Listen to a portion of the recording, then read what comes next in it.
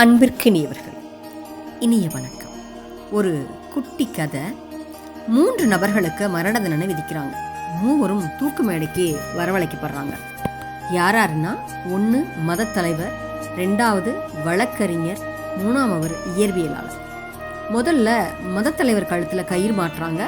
கடைசியாக ஏதாவது சொல்ல விரும்புறியான்னு கேட்குறாங்க. அதுக்கு அவர், ஆண்டவன் இருக்கிறான், ஆண்டவன் அவனே என்னை காப்பாற்றுவான் அப்படின்னு சொல்கிறார். அந்த மேடை இழுக்கப்படுது.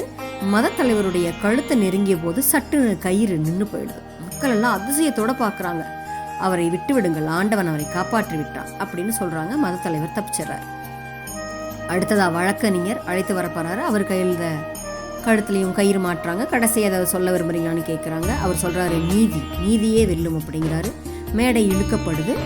அவருடைய வழக்கறிஞருடைய கழுத்தை நெருங்கிய போது இந்த தடவையும் கயிறு நின்று போயிடுது. மக்கள் அதிசயத்தோடு பார்க்குறாங்க. அவரை விட்டுருங்க, நீதி அவரை காப்பாற்றிருச்சு அப்படின்னு சொல்கிறாங்க. வழக்கறிஞரும் தப்பிச்சிடறார். அடுத்ததா இயற்பியலாளர் அவர் வர்றாரு. அவர் கழுத்தில் மாட்டுறாங்க. அதே மாதிரி கடைசி ஏதாவது சொல்ல விரும்புறியான்னு கேட்குறாங்க.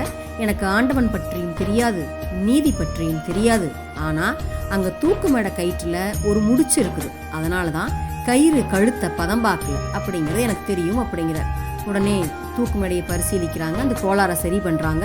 சரி பின்னாடி இயற்பியலாளர் தூக்கில் ஏற்றப்பட்டு அவருடைய தலையும் துண்டிக்கப்படுது. இந்த கதையிலிருந்து நம்ம என்ன தெரிஞ்சுக்கணும்னா, சில நேரங்களில் சில சந்தர்ப்பங்களில் உண்மையே தெரிஞ்சாலும் வாயை மூடிட்டு இருந்துக்கணுங்க. தெரிந்த உண்மைகள் எல்லாம் நம்ம உளறி கொட்டுறதுனால கண்டிப்பாக அது நம்மளுடைய தலைக்கே ஆபத்தாக கூட முடியலாம். சில வேலைங்கன்னு கூட சொல்ல முடியாதுங்க. இப்போ இருக்கிற காலகட்டத்துக்கு பல வேலைங்களில் வாயை மூடிக்கிட்டு முட்டாளாக இருக்கிறது தாங்க புத்திசாலித்தனமானது.